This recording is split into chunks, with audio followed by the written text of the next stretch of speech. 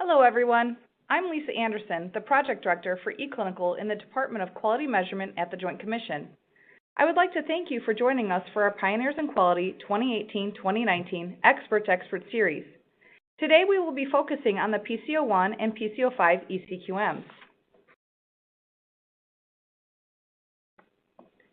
For participants that would like to use the closed captioning service, please see the link on this slide. This information is also accessible via a participant pane in the GoTo webcast platform. The Joint Commission and CMS designed the Pioneers in Quality Expert Series to support hospitals adopting electronic clinical quality measures and transitioning to the new Clinical Quality Language, or CQL. We introduced this series with a Cql Basics webinar, followed by sessions covering the stroke, AMI, ED, VTE, CAC, and EDI eCQMs. And based on participant feedback, we have extended the webinar sessions to 90 minutes to allow for a live Q&A session after each measure presentation. At the end of today's session, participants will be able to apply concepts learned about the new CQL expression language for PC-01 and PC-05, identify their common issues and questions, and prepare to implement CQL for the 2019 eCQM reporting year for 2020 data submission. The slides are available in the Event Resources pane. Select the PDF and you can download and print the slides. These sessions are designed to be interactive. The Questions pane permits participants to ask questions and view responses in real time. If possible, please reference the measure name and slide number in your question. Additionally, you can visit links or resources noted in the slides. Please note, a recording of today's presentation, the slide deck, and Q&A documents will be available on the Joint Commission website in several weeks. We hope you find this information helpful and share it with interested colleagues. CE credits are offered for all our Pioneer in Quality webinars. This webinar is approved for 1 continuing education credit for the Accreditation Council for Continuing Medical Education, American Nurses Credentialing Center, American College of Healthcare Executives, California Board of Registered Nursing, International Association for Continuing Education and Training, Certified Joint Commission Professionals Recertification Credit. CE, CME, CEU credits are available for the live audio only. Credits will not be available for webinar replays.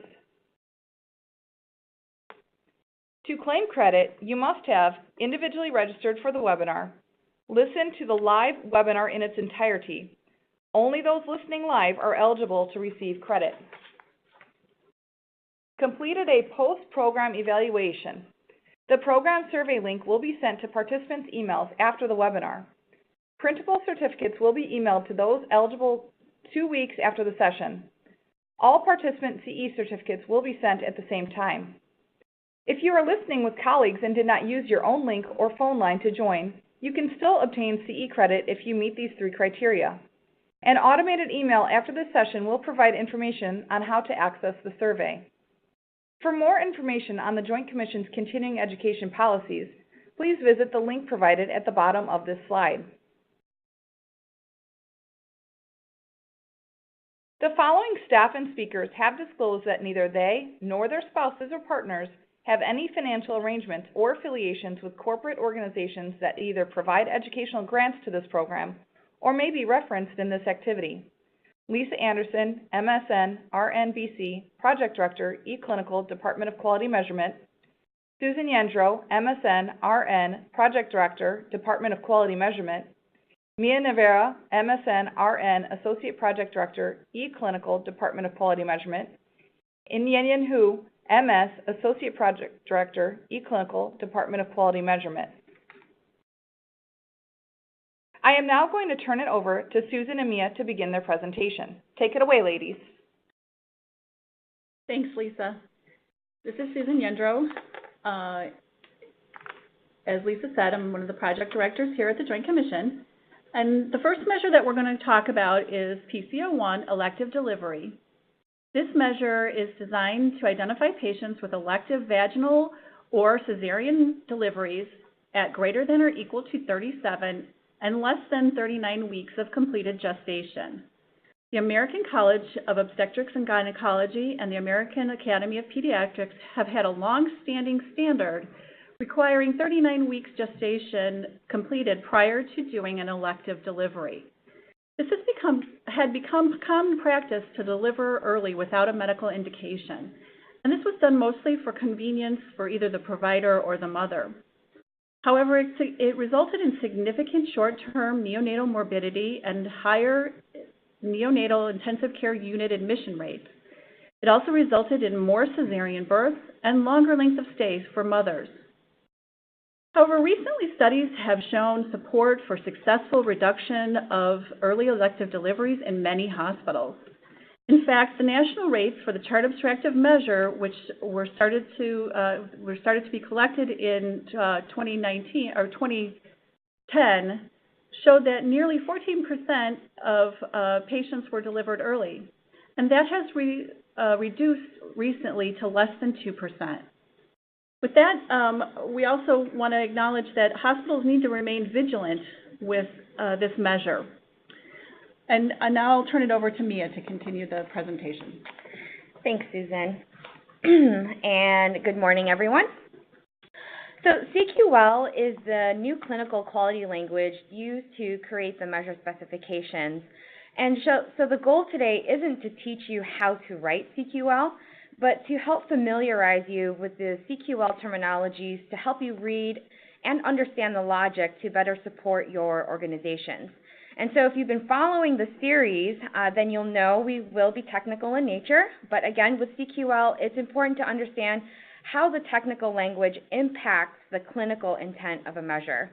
So let's go ahead and start with some of the CQL basics to set the foundation for today. This diagram shows the evolution of the standards to create eCQMs. And eCQMs consist of three components.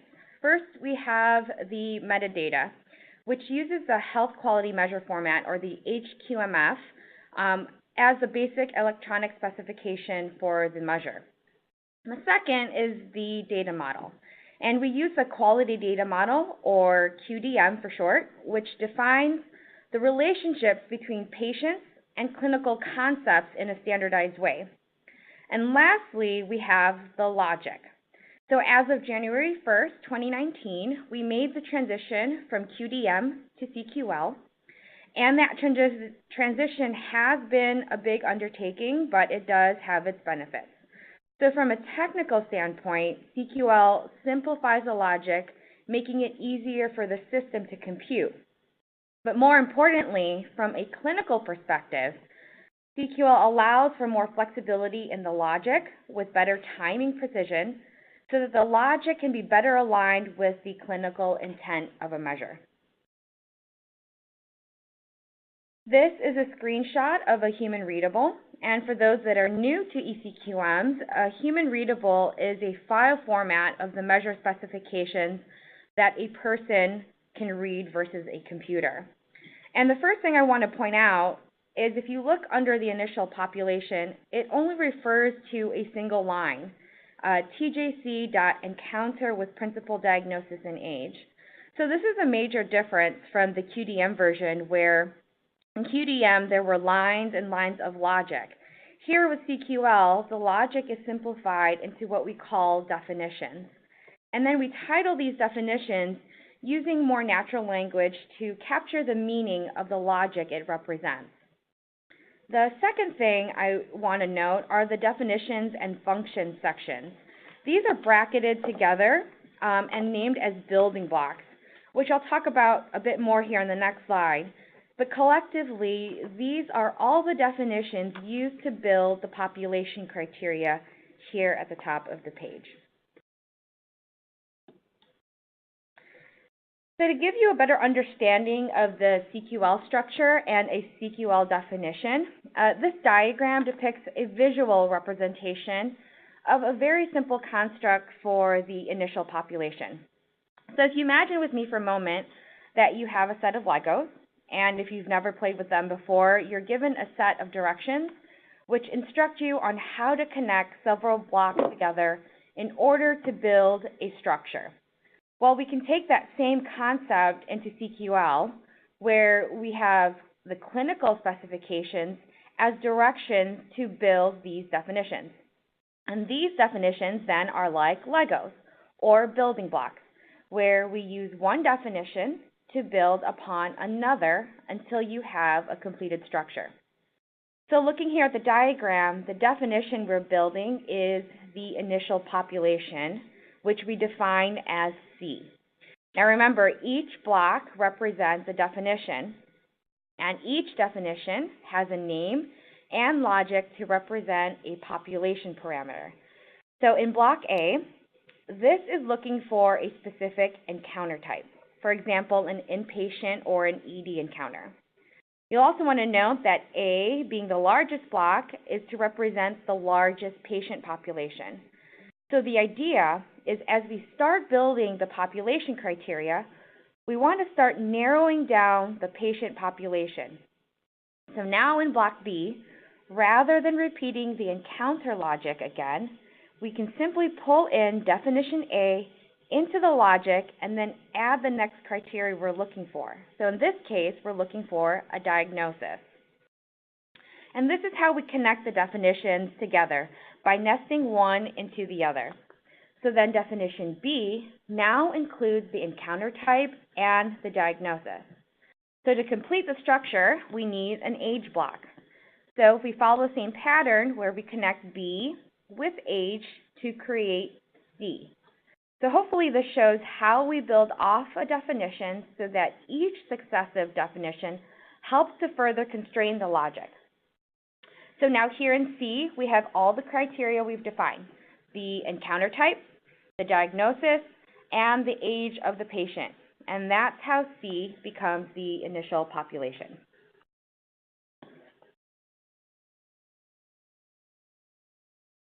So looking at this concept in more concrete terms, in this example, we have three definitions to build the initial population.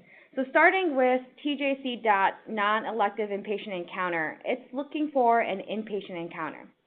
Then in the next block, all stroke encounter, notice how it starts with the previous definition name, and then we add the diagnosis criteria. And then again in the next block of encounter with principal diagnosis and age, we start with the previous definition and then add age criteria. So then finally, encounter with principal diagnosis and age is directly used as the initial population. And you can see how using this methodology of building blocks makes it cleaner to read and allows us to reuse the definitions throughout the measure specifications. In the next slides, we'll review some of the basic terms used in CQL. And so as I mentioned, CQL uses definitions, and all definitions have a name. And we try to use a name that captures the meaning or the meat of the expression. And an expression refers to the content of the definition, so essentially the logic. Now remember, we can reuse definitions, and the way we pull them into the logic is by creating a library. And libraries can be created at the measure level, so each measure builds its own library of definitions, but we can also create global libraries, which can be shared across all measures. And we use a library alias to identify which library the definition came from. As you can see, it's noted here as a prefix in the definition name. However, some definitions may not come from a specific library, so you may not see that denotation. Here now on slide 18, looking at the basic construct of an expression, expressions use data types. Data types describe a part of the clinical care process which refers to a specific category in QDM.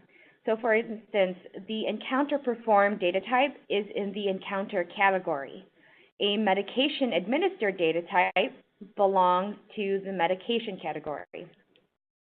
Each data type has their own set of attributes. Attributes provide specific details about their data type. So here in the example, dot relevant period is an attribute of the encounter performed, meaning the relevant period defines the start and end time of the encounter. Next, we have a value set, which specifies the kinds of data or codes that we're looking for relative to the QDM category. So ultimately, these are the codes the logic is looking for in the EHR. So in this example, the value set of non-elective inpatient encounters consists of a list of SNOMED codes. And to satisfy the logic, we would expect to see that any one of those SNOMED codes are in the patient's record. And lastly, we have an alias. Aliases and expressions are used to give a source a name, so that piece of logic can be referred to easily within the expression to avoid restating. And just briefly, here is a terminology section in the Human Readable where you can see all the value sets and direct reference codes used in the measure. The Value Set Authority Center is where you would go to verify these codes using the Unique Object Identifier, or the OID number to search. So one of the most common questions we get is, what does union mean? And union is a CQL operator that combines two or more lists together. So in the diagram, any element in list A or list B will satisfy the condition. So anything in red. From this, you can understand why we've related union to meaning or, because anything from A or B will meet. And just to clarify what lists are the results of what the logic is looking for in the EHR. So here in the example, the logic is looking for a diagnosis code of either perforation of uterus or uterine window or uterine rupture or ectopic pregnancy. So what union does is that it combines all the diagnosis codes into one list so that if the patient encounter has any one of these diagnosis codes, it will satisfy the condition. Intersect is another common operator in CQL, which is only looking for the common elements between list A and list B. So the red depicts the shared elements between the two lists. To add a little more context, let's look at the example. If list A returns a list of all inpatient encounters with age 18 years and older, and list B returns a list of all encounters with a CBC level, then the result of the intersection is a list of all inpatient encounters with age 18 years and older and a CBC level. Okay. So that takes us to the end of our Cql Basics. Let's transition back into the measure now here on slide 22 for CMS 113 version 7. And remember, the version number is important to identify the correct version of the measure being discussed. So the initial population reads, patients age greater or equal to 8 years and less than 65 years admitted to the hospital for inpatient acute care to undergo a delivery procedure and had a length of stay less than or equal to 120 days that ends during the measurement period. The definition for the initial population is delivery encounter with age range. And to build the initial population, we use two additional definitions, encounter with age range and global inpatient encounter, as highlighted here in red. The global inpatient encounter is the base definition. And remember, global refers to the global library. So this logic looks for an inpatient encounter. So a patient must have one of the encounter codes listed from the inpatient value set to meet the condition. And we use a CQL function, length in days, to calculate the inpatient encounter to be 120 days or less. The relevant period, remember, is an attribute. that defines the start and end date time of a given time frame.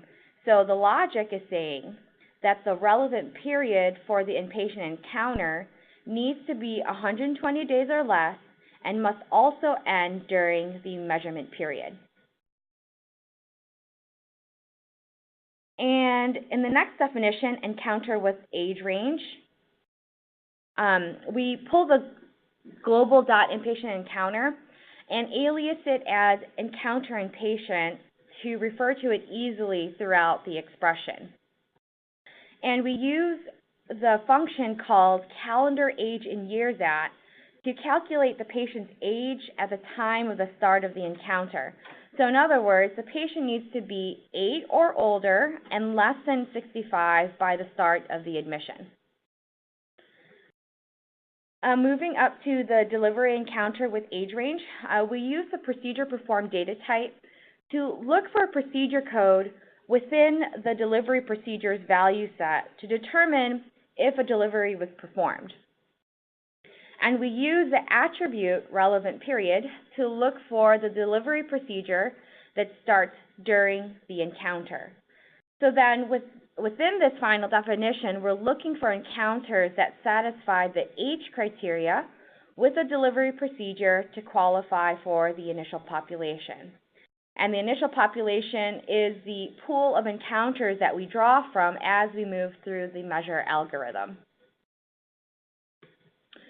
So next in the process, in the measure algorithm, is the denominator, and it reads, patients delivering newborns with greater than or equal to 37 and less than 39 weeks of gestation completed. Now, in this definition, we carry through all the definitions from the initial population into the denominator to build the qualifying encounter. So then the definition delivery encounter with age range becomes the qualifying encounter to move through the measure algorithm.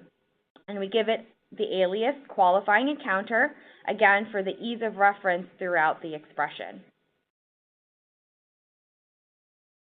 This expression also calls out another definition, estimated gestational age captured on the day of delivery.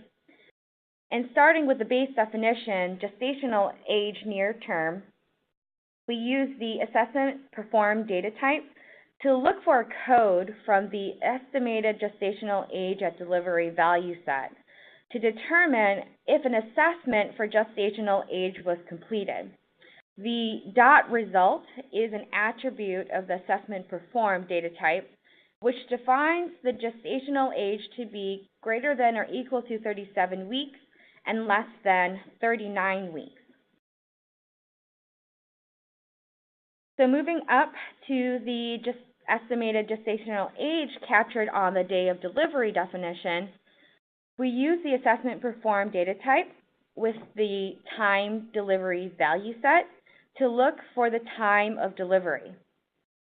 The author date time is an attribute of the assessment performed data type, which is a timestamp of when the gestational age assessment was entered. And we use here the interval operator, which defines the time period between start and the end date time. So this definition is looking for the gestational age to be documented on the same date of delivery, but prior to the time of delivery. Now, in the final definition, delivery encounter near term, we pull in all the criteria previously defined and add a timing condition, which requires the gestational age results to be documented during the qualifying encounter.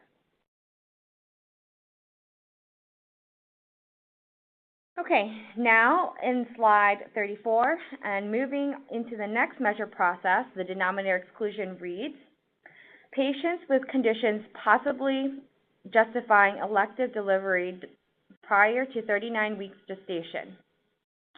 The definition, delivery encounter with justifying conditions, we have two conditions that are connected using the union operator. So if a patient meets any of these two conditions, the patient will be excluded from the denominator.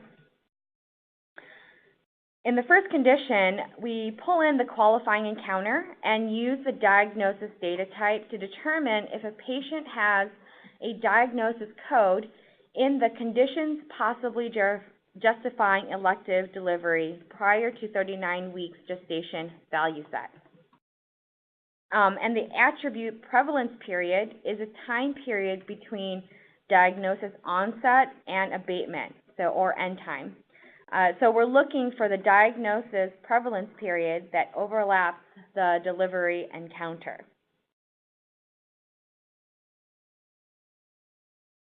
Here in the second condition, we're looking for the same diagnosis codes, but using the .diagnosis attribute, which is defined as an encounter diagnosis. So here, the timing isn't important because it's already tied to the encounter. So the denominator exclusion uses these two conditions in order to reflect varying workflows and how this information is captured. Okay, moving on to slide 38 in the numerator. And the numerator reads, patients with elective deliveries by either cesarean birth while not in labor and with no history of a prior uterine surgery, or medical induction of labor while not in labor prior to the procedure. Again, by using union, if a patient meets any of these two conditions, they will be in the numerator population. So let's look at the first condition.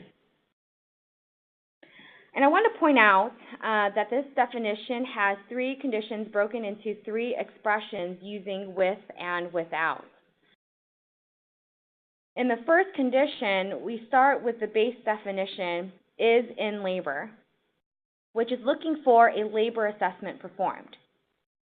Then in cesarean birth, while not in labor, we use procedure performed data type to determine if a patient had a cesarean birth. We then pull in the definition, is in labor, and alias it as labor. So now, using the attribute of author date time, the labor documentation should be 24 hours or less before the start of the cesarean birth. So putting it all together, the first condition is looking for encounters with cesarean birth where the patient has no labor and cesarean is relevant period starts during the delivery encounter.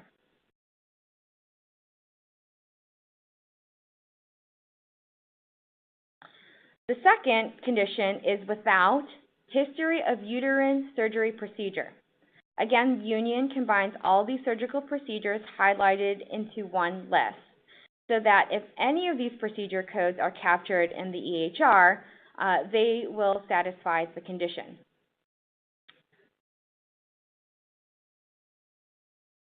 And the procedure must start before the start of the delivery encounter. The third condition is without history of uterine surgery diagnosis, where again, union combines all these diagnosis data types highlighted into one list, so that if any of these diagnoses are captured, it will meet the condition. And since we're looking for the history of the diagnosis, we use a prevalence period attribute, where onset must start before the encounter.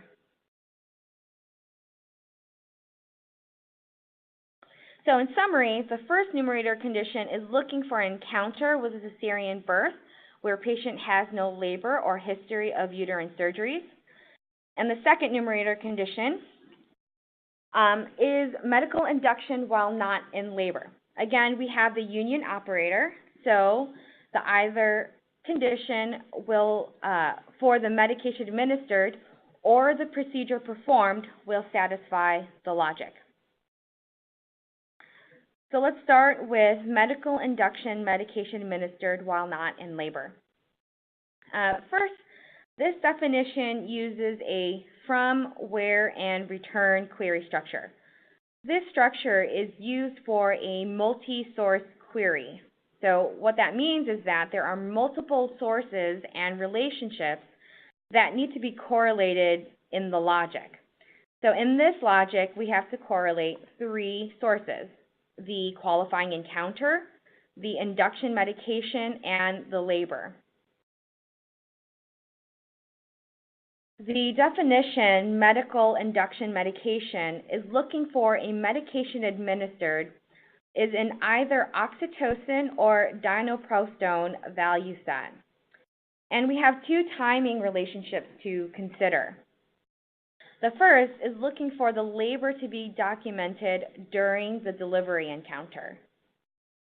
The second, the logic is looking for the induction medication to be administered during 24 hours or less before the labor author date time.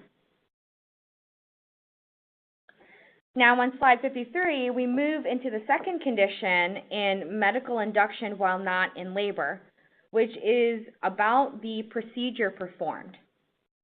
So similar to medication administered logic, this definition uses the same from, where, and return structure, but with the medical induction procedure as one of the sources.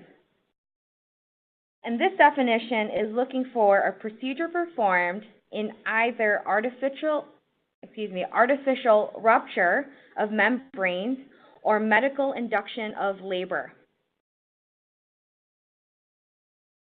And the relationships are looking for a labor that was documented during delivery encounter and an induction procedure that was performed 24 hours or less before the labor author date time. So in sum, a delivery encounter satisfying either one of the medical induction conditions will be in the numerator population. And that takes us to the end of PC-01, and I will turn it over to Susan to introduce us to our next measure. Susan? Thanks. Okay, switching gears to look at a baby measure. This is PC-05, exclusive breast milk feeding. And this measure looks to see that the newborn was exclusively breast milk fed during their entire hospitalization. Exclusive breast milk feeding for the first months of a neonate's life has long been a goal of organizations such as the World Health Organization, Department of Health and Human Services, AAP, and Acog. There's concurrent reviews and many studies that substantiate the benefits of exclusive breast milk feeding. And much of this evidence has focused on the prenatal and intrapartum periods that's critical to the success of breastfeeding, whether it's exclusive or any breastfeeding. There are many organizations that are actively promoting this goal, such as Healthy People, the CDC, and many others. And in the chart-abstracted measures, we continue to see there is great opportunity for improving breastfeeding rates, as the national rates continue to be around 52%. So with that, I'm going to turn it back over to Mia to continue to discuss the breastfeeding measure. Thanks, Susan. So, diving right in, the initial population reads, single newborns with an estimated gestational age at birth of greater than or equal to 37 weeks who are born in the hospital and who did not have a diagnosis of galactosemia were not subject to parenteral nutrition and had a length of stay less than or equal to 120 days that ends during the measurement period. The definition is single live birth encounter with gestational age 37 weeks or more.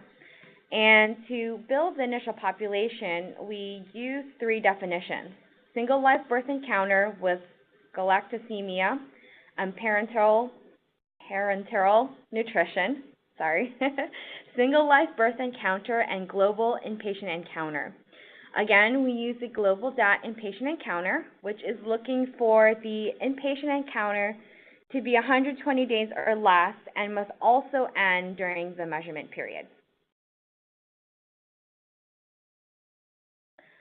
In the single live birth encounter definition, we use union to look for either an encounter diagnosis or a diagnosis data type in the single live newborn in hospital value set. And the diagnosis data type, if used, the prevalence period or the onset date time must occur during the encounter. And moving up to the next definition, we pull in the single live birth encounter, and with 3 additional conditions by using the without and where statements. So the first without condition is looking for an encounter that does not have a diagnosis of galactosemia, where the diagnosis onset date time occurs during the encounter. So again, we're looking for without. The second without condition is looking for an encounter that does not have a parenteral nutrition procedure performed, where the procedure starts during the encounter. The third condition, using where, is looking for an encounter, where not, is looking for an encounter that does not have galactosemia as an encounter diagnosis. So we then pull these definitions into the final roll-up and alias it as the qualifying single newborn encounter, and then use the assessment performed data type to look for an assessment of estimated gestational age at birth, where the gestational age result is 37 weeks or more and was documented during the qualifying encounter.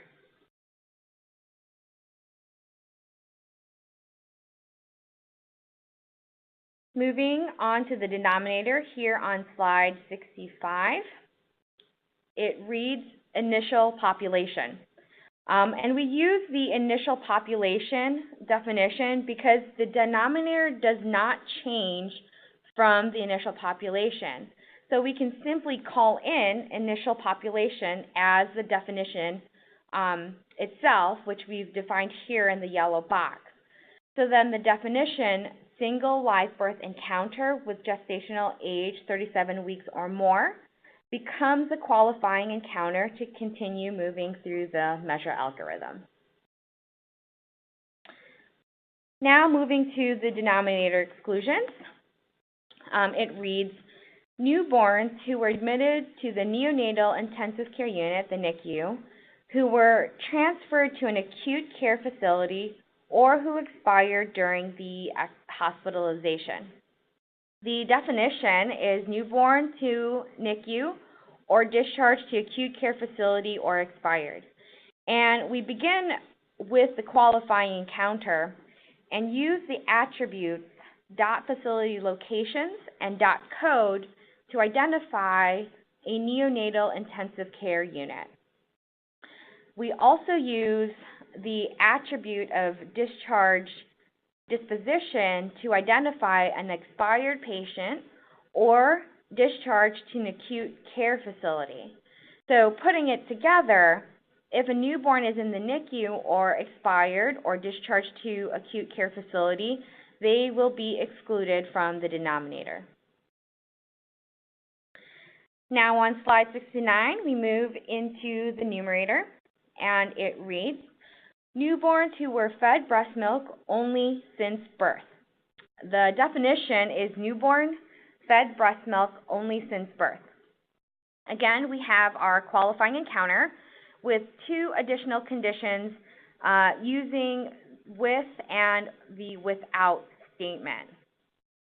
So in the with condition, the logic is looking for the qualifying encounter with a breast milk administration, and that the administration must also start during the encounter. In the without condition, we also use that same substance administered data type to look for the dietary intake other than breast milk, where the administration must start during the encounter. So in sum, the numerator is looking for encounters with breast milk administration only, so without any other dietary intake. And that takes us to the end of our measure review. But before we move into the Q&A portion, I do want to do a quick review of some of the key resources. Here, the eCQI Resource Center is a one-stop shop for eCQM-related information. It houses the various tools and resources such as the measure specifications, the technical release notes, which describe all changes made during the annual updates and the addendum. There are measure flows, which help to understand how the data is processed. There are links to the QDM and CQL standards, as well as previously recorded webinars and slide presentations. There is also a calendar where you can find additional educational sessions. The Value Set Authority Center is where we store all the value sets and direct reference codes used in the measures. So I do want to mention it does require a license, but it is free. Here on the next slide in number 3, we are frequently asked about how to implement CQL, and there is a presentation from HIMSS from 2018. It's called Getting Started with CQL, Technical Implementation for Vendors. And that provides an overview of the CQL structure, the building of a CQL execution engine, using open source execution engines. And just to note, there is a newer version presented at HIMSS this year that will be made available. We don't have the details, so more information to come. Items 4 and 5 are quick links that will take you to the JIRA site to submit questions or comments specific to CQL or any of the eCQM measures. And lastly, here in 6 and 7 are the links to the Pioneers in Quality portal, where you can find all of our previously recorded presentations, slides, and Q&A documentation. Thanks, everyone. And Lisa, it's all yours. Great. Thank you, Mia. We will now move into the Q&A segment of the session. I'd like to introduce Yenyan Hu, the measure lead for these two measures, who will be answering your questions today. Please use the question pane to submit a question. Please indicate the measure name and the slide number if applicable. We will answer as many questions as possible in the remaining time. All questions submitted will be addressed in a follow-up Q&A document that will be posted on the Pioneers in Quality portal.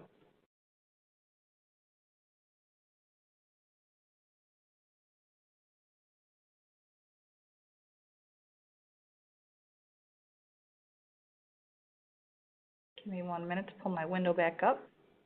There we go. And this first question is actually for Susan Yendrell, our clinical lead. Does unstable lie or breach presentation count as an exclusion prior to 39 weeks? No, malpresentations are not necessarily a reason to deliver early, and so in most cases, those conditions can be managed through labor and delivery at the appropriate time. Thank you.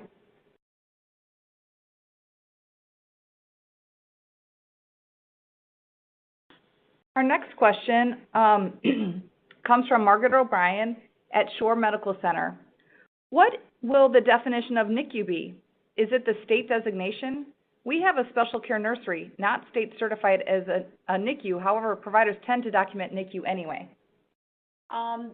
Thank you for your question. In the slide 66, in the CQL expression, NICU is expressed as a facility location as an attribute of under the encounter performed. So if your organization has that unit identified as a NICU in their facility structure, then that would count as an exclusion. Hope that helps.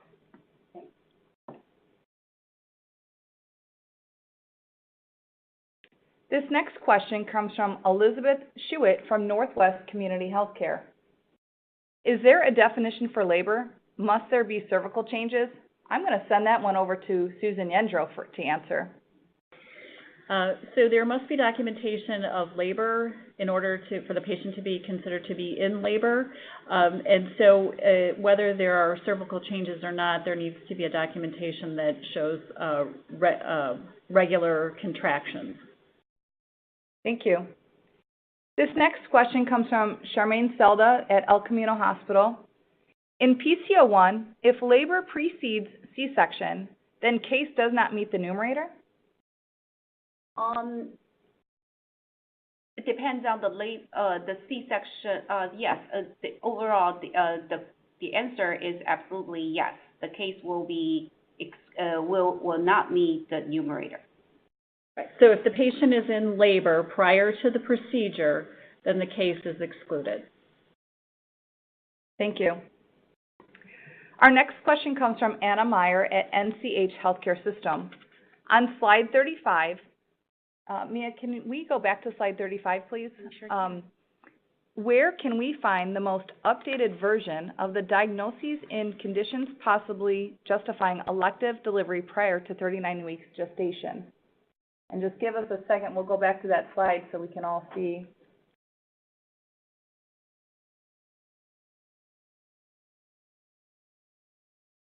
So basically, this is you can find the most updated version of the value sets in NLM, the VSAC website. So the website information is provided in the source slide. Great, thank you.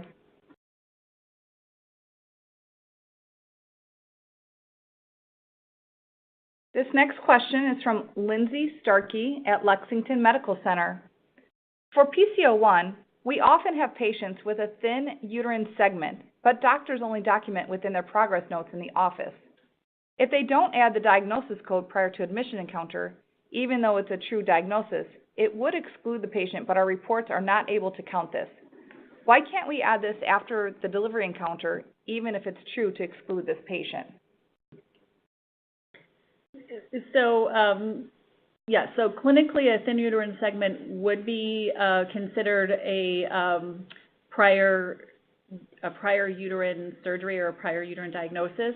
So it would have to be identified within the timing and the discrete fields that you've identified in your organization to pull that piece of data. Right. So if their workflow includes them documenting it in the doctor's office in a note, but it's not in a discrete field, then that would not be able to be codified to a code that matches the value set. Our next question, I'm not sure how to pronounce this name, so I'm not even going to try, but thank you. Does the hospital have to be baby-friendly designated in order to meet the PC-05 measure? No, absolutely not. You can use any processes or procedures that your hospital chooses in order to improve your breastfeeding rates. Baby-friendly is just one process or procedure that you can use. Thank you. This next question comes from Christine Emoyd at Premier. Referring to the definition of labor, if documentation shows only regular uterine contractions but no cervical change, how does this meet the definition of labor? If a patient is then given Pitocin, would this be considered an induction of labor and fall out under PC-01 if there is no medical indication to deliver? No, regular uterine contractions is considered to be a positive finding for labor. So if there's regular uterine contractions prior to the initiation of Pitocin, this would be considered augmentation rather than induction.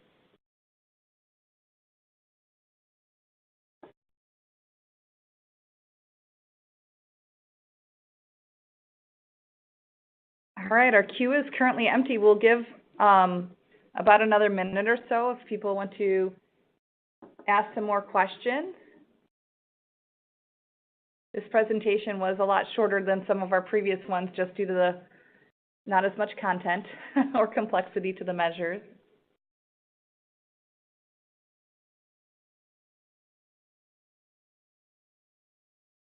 We have another question from Shelley Inda from the Alaska Native Medical Center. Her question says, I see for PC-05, the national average is hanging around 52%. What is the benchmark for this measure, as you did state there is an opportunity for improvement? Yeah, so the Joint Commission hasn't established an exact benchmark. However, we do believe that most organizations could, an achievable benchmark would be around 70%. So you see there's a great deal of improvement that could be operationalized by many hospitals. Thank you. Our next question comes from Susan McDonald from Lutheran Hospital. Regarding the question about thin uterine segment, if the office notes are scanned in, are we able to count that? So unfortunately, if the documentation is scanned in, that's not typically a discrete field that could get extracted for use in the eCQM. If someone took that scanned document and re-entered the information and transcribed it into a discrete field in the EHR, that could count, but that kind of adds additional workload and is not typically found in the normal workflow.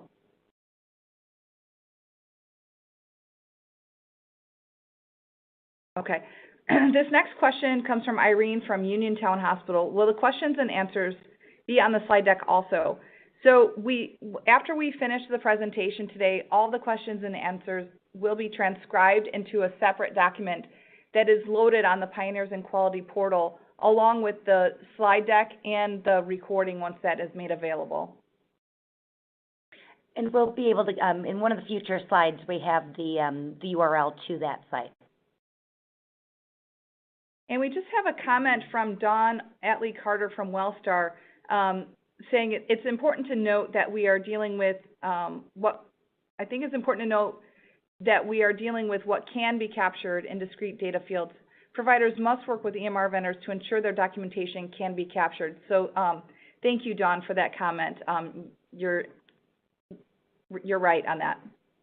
Our next question comes from Alan Crawford from Banner Health. Off topic, but has CMS provided benchmarks for PC-06 yet? Yeah, this is Susan. No. So this measure has just been launched by the Joint Commission. It has been in use for several years by the California Maternity Quality Collaborative.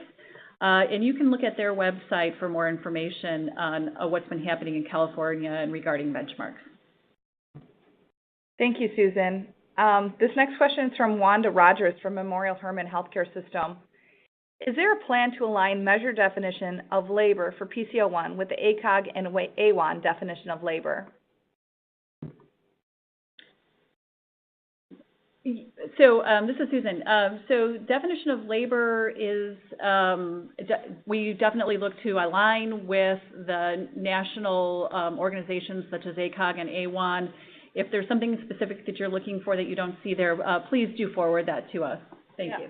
Yeah, just to add additional notes onto that, and currently value set pretty much align with the Acog, and just a little bit probably the chart abstract, the measure PC-01, the labor might be a little bit different from the Acog. So yes, if you have specific codes or something you think is not aligned, please let us know.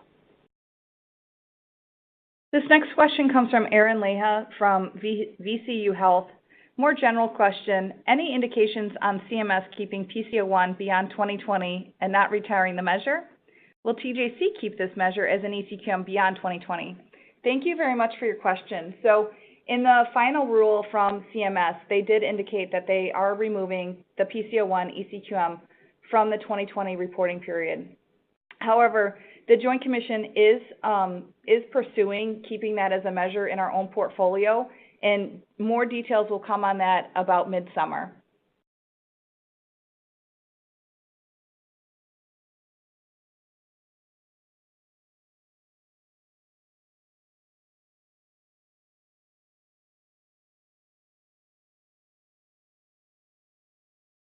Okay, that was the last question in our queue. We'll give another minute or so if folks have thought of more questions.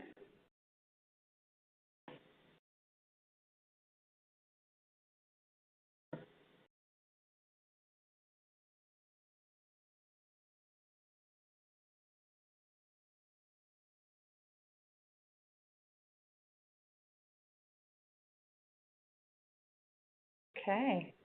Well, thank you, we do have one more. This is from Deborah Ahina-Oka from Kapilani Medical Center. Is that in Hawaii? I'm super jealous. Do you have the national rate and benchmark for PC-02, 03, and 04? Yeah, so this is Susan again. We, as I said, Joint Commission doesn't necessarily set a benchmark for the measures. However, the national rates are reported in our national or our annual report. The most recent one is posted on our website. Thank you, Susan. All right. Well, it looks like questions are winding down, so we will end this session ahead of schedule. Any questions unanswered today require some additional review and will be addressed in the follow-up question and answer document.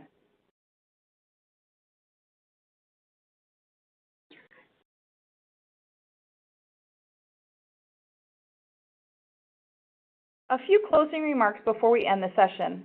As a reminder, the slides are available for download now. Please visit the Expert to Expert landing page, which includes presentation replays, slide decks, and Q&As for all webinars in the series. Although this is the last scheduled Expert to Expert webinar, save the date for a Pioneers in Quality webinar about transitioning to the Joint Commission's Direct Data Submission platform, which is scheduled for April 23rd.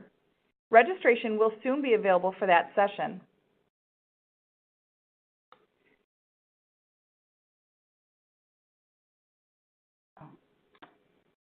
Sorry, I skipped a slide. The submission period is now open for the 2019 Proven Practices program. This is your chance to receive Joint Commission recognition for your eCQM Proven Practices. Submitters that earn Expert Contributor distinction are invited to present on webinars and are featured within the Proven Practices collection. Visit the link on this slide for additional information and to access the link for the online submission tool. If you qualify for CE credits, please complete the survey you can access via the link in an automated email you will receive tomorrow. The evaluation closes 2 weeks from today. Once the survey closes, all those that complete the survey and are eligible for CEs will receive an email with a link to the PDF certificate. Thank you to everyone who took the time to present at today's webinar, and thanks to all of you who listened in. Have a good day.